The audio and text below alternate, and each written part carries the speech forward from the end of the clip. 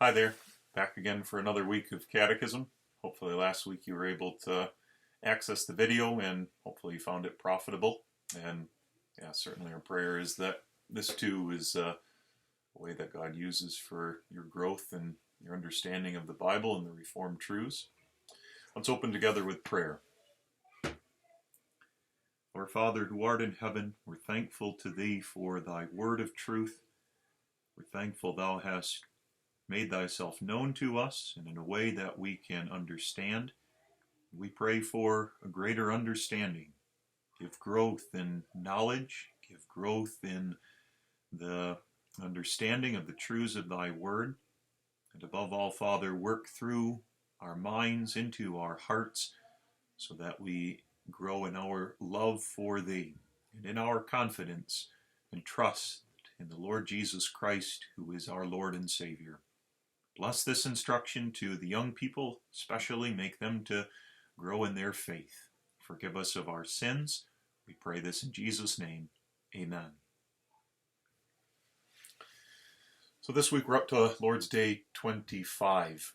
And just to review where we've been in the past weeks and leading up to this Lord's Day, way back in Lord's Day 7, you remember we talked about what faith is. We said faith is fundamentally a bond that unites us to Christ. And then as our faith is made active by God, it's a certain knowledge and an assured confidence. And then in Lord's Days 8 through 22, we talked about the content of faith, the substance of faith, what it is that we know, believe, hold to, and that summarized in the Apostles' Creed. And then Lord's Days 23 and 24 spoke of the great benefit of believing all those things that were righteous before God in Jesus Christ. And we talked in those two Lord's Days about justification by faith alone and not by our works. And that all flows into Lord's Day 25. Lord's Day 25 asks the question, if faith is so important, and it is from all that we've said so far, if faith is so important, where does faith come from? How does a person get faith? That's what we read of in question 65. Since then we're made partakers of Christ and all his benefits by faith. Only whence doth this faith proceed? Where does this faith come from? And the answer is from God, from the Holy Spirit. The Holy Spirit works in us faith. Faith is a gift of God to us. It's not some ability or strength that we have in ourselves. It's something that the Holy Spirit gives and the Holy Spirit works in us. But the main point of this lesson is that the Holy Spirit is pleased to work that faith and to strengthen that faith through what we call the means of grace. And that's the subject of this lesson, the means of grace. First of all, let's talk about what the means of grace are. We talk about the means. That word indicates something that's an instrument or a tool. A means is an instrument or a tool that's used to accomplish some purpose. And the means of grace then are the instruments or the tools that the Holy Spirit uses to bestow upon us his grace. We talk about means in our earthly life often. We talk about the means of communication. Those are the instruments or the tools which we use to communicate with others. That might be a text message, it might be a phone call, it might be email, it might be some form of social media. Those are instruments, they're tools that we're using to communicate with others. Talk about means of transportation, tools, instruments to accomplish the purpose of transporting us from one place to another. Car, an airplane, something like that. Some tool or instrument that takes us from one place to another. So when we're talking about the means of grace, the instruments and the tools that God is pleased to use to bestow his grace upon us. We certainly need God's grace. We need God's grace in all of our life from beginning to end. We need faith, and we need that faith strengthened. God is pleased to sustain our physical life by the various means that he gives, the means of food and drink and sleep, for example. It's through those means, those tools or instruments of food and drink and sleep, that God sustains and strengthens our physical life. Well, God is also pleased to strengthen, to sustain our spiritual life, and to do so through the use of means. And God is the one who's determined what those means are that he's pleased to use. And God works through those means then to do just that, to sustain our spiritual life and to strengthen us by giving to us his grace. So what are the means of grace? Well, for God's people, there are many things that are means of God's grace to us.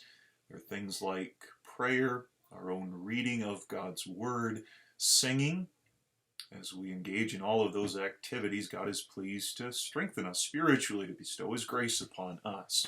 But when we talk about the means of grace, as we're doing here in Lord's Day 25, we're focusing on the official and the primary means of grace, and there's two. First is the preaching of the gospel, and secondly, the sacraments. Let's talk about that first one. Let's talk about the preaching. Preaching is the chief means of God's grace to us. How does God use the preaching to give us his grace? God is pleased to work through preaching because preaching is the voice of Jesus Christ himself speaking to us. Preaching is not just the words of a mere man who's standing up and speaking, although that's true. Preaching's more than that. Preaching of the truth of God's word is Christ himself speaking to his people. We read of that idea in Romans chapter 10. Romans chapter 10, verses 14 and 15. How then shall they call on him in whom they have not believed? And how shall they believe in him, literally, whom they have not heard? And how shall they hear without a preacher? And how shall they preach except they be sent? What that passage is teaching us is that Jesus is pleased to work through ministers of the word as they bring the word. But as ministers are faithfully preaching the word, Christ is speaking. We hear Christ himself in the preaching of the word. And the voice of Jesus Christ is powerful. The preaching of the gospel is just that. It's the gospel, the content of preaching as a means of grace, the content of preaching through which Christ speaks is the faithful preaching of the gospel. As you know, the word gospel means good news. It's the best news. It's the good news of our deliverance from sin by the grace of God and through the work of the Lord Jesus Christ. And all of that as that's revealed to us in the Bible. Preaching must then direct us to that. Content of the preaching must be good news. It must continue to point us to Jesus Christ and direct us in our faith to him and to his cross. Man is speaking. He's proclaiming the good news. Christ is speaking through that, and the Holy Spirit is pleased through that faithful preaching through which we hear Christ speak to take that word and to apply that to our hearts as his people. 1 Corinthians chapter 1, first of all, in verse 24, says, "But unto them which are called, both Jews and Greeks, Christ, the power of God and the wisdom of God." Talking about the preaching there as the power of God and the wisdom of God. And then in 1 Corinthians chapter 2, verse 10, we read of the Spirit, "But God hath revealed them unto us by his Spirit. For the Spirit searcheth all things, yea, the deep things of God. In verse 12, now we have received not the spirit of the world, but the Spirit which is of God, that we might know the things that are freely given to us of God. It's the Spirit's work to reveal these things to us, and He does that through the Word, and through the Word, applying that, knitting that Word to our hearts as God's people. And that's only in God's people. The Spirit doesn't work that way in unbelievers. He works only in God's elect. Now, God does have a purpose in the preaching for the reprobate as well. And God's purpose is to harden them in their sin, to leave them further without excuse in the judgment day. So God has a purpose with them too in hearing the preaching, but it's not for their good and their salvation. God works in His people by His Spirit to knit that word to our hearts. And the result of that work of the Spirit through the preaching in the elect is that we receive God's grace. The Holy Spirit through the preaching works faith in us, creates faith in us.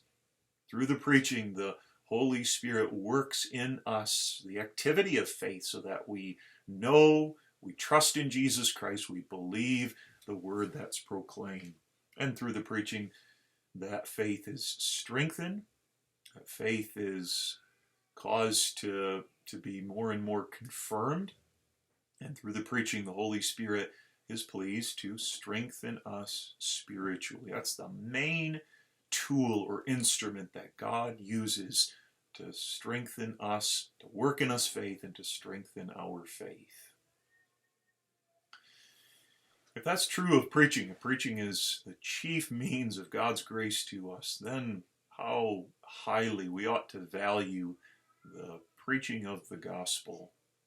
It means that the church must guard the preaching. We mustn't let in our worship service all kinds of other things come in and to take the place of preaching. Things like dramas and dancing and testimonies and praise bands. We're not going to let all those things come in and crowd out the preaching. Preaching must be the main thing in our worship services. And we guard the preaching by insisting that the preaching be faithful preaching of the gospel. For us, personally, practically, that means we prepare ourselves to hear the word. Something as simple as getting enough sleep the night before so that we're not tired and falling asleep, we can pay attention. Then when we're in church, fighting against tiredness, fighting against daydreaming about all kinds of other things, but to focus on the Word of God, because it's through that Word that God is pleased to work faith, to strengthen faith, and to strengthen us spiritually. So we value the preaching very, very highly. So that's the chief means of God's grace to us, the preaching. And then the second important means of grace, it's supportive to the preaching, still important, but comes second as support to the preaching, is the sacraments. What are sacraments? There are four things briefly that we can mention about sacraments. First of all, sacraments are signs. And by that we mean it's something earthly that points us to something heavenly. Something that we can see, something that we can grasp with our senses, that points us to something that we can't see. In earthly terms, there might be a road sign along the side of the road, and maybe it says there's a hidden drive ahead. You see the sign, something visible, and it's pointing you to something you can't see yet, something invisible. Well, sacraments are signs. They're earthly things taken from earthly life, things that we can sense, but ordained by God to teach us about spiritual things. Then, secondly, sacraments are seals. They're signs and they're seals. They're something as a sign that teaches us, but a seal has the idea of assuring us, making us to know and to be confident that it's for us personally. That's the purpose of a king's seal, a special ring that a king would have to seal documents. The purpose was to show this is genuine, it's authentic, it's from the king, it's not fake. The sacraments are seals. The purpose of them is to make us know, to be confident, to be assured that we belong to Christ, we're partakers of Him and His salvation. Thirdly, sacraments must be instituted by God. We said number 1, they're signs. Number 2, they're seals. Number 3, they must be instituted by God. Not just anything is a sacrament. You and I can't take some earthly thing and say, because we think this points to something spiritual, that means that's a sacrament. No, God must tell us what the sacraments are. And God, in His Word, has made clear that there are just 2 sacraments. First is baptism, and the second is the Lord's Supper. And then fourthly, God has given sacraments to the church. They're used by the church, in the worship services of the church. It's not something for you and I to conduct personally and individually, to carry out our own baptism at home, or to have the Lord's Supper with our family at home around the supper table. God has given these things to the church to be used in the church as signs and seals to teach us and to assure us of the gospel of salvation in Jesus Christ. And that's what the sacraments do. As signs and seals, the sacraments point us to Christ. They point us to His cross. Baptism points to Christ.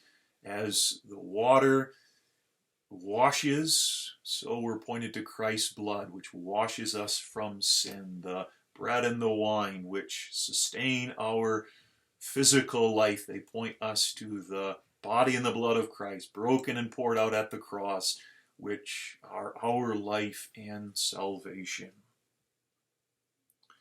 And the sacraments then confirm our faith. They strengthen us in our faith. They don't work in us faith. That's something that God works only through the preaching. The preaching works faith and strengthens faith.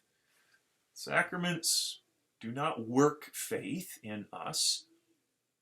They strengthen faith. They confirm us in our faith. They strengthen us in the assurance of our faith. They're not doing what the preaching does, working faith. In that sense, they're secondary, but they are strengthening our faith. And so they are important. They're an important secondary and supportive means of grace to further strengthen us in our faith. And our responsibility with respect to the sacraments then is to make use of them, to think about our baptism, to, when we see a baptism in the church or hear the truth of baptism preached, to remember our own baptism, and then also for young people to continue to study, to prepare yourself to make a public confession of your faith in the church, so that you can also come and partake of the Lord's Supper as well. We'll end the lesson there with the truth regarding the sacraments, and that'll lead into the following Lord's Days, which in more depth deal with those 2 sacraments. Let's pray together. Our Father in heaven, we're thankful for the gift of faith, which Thou hast worked in us by Thy Spirit. And we thank Thee that Thou dost strengthen and confirm our faith. We thank Thee for the means, the instruments, and the tools which Thou hast given into the church, through which we receive Thy grace and are strengthened spiritually. Give us, Father, continued strengthening in our faith. Continue to bestow upon us Thy grace, to uphold us and to preserve us from day to day.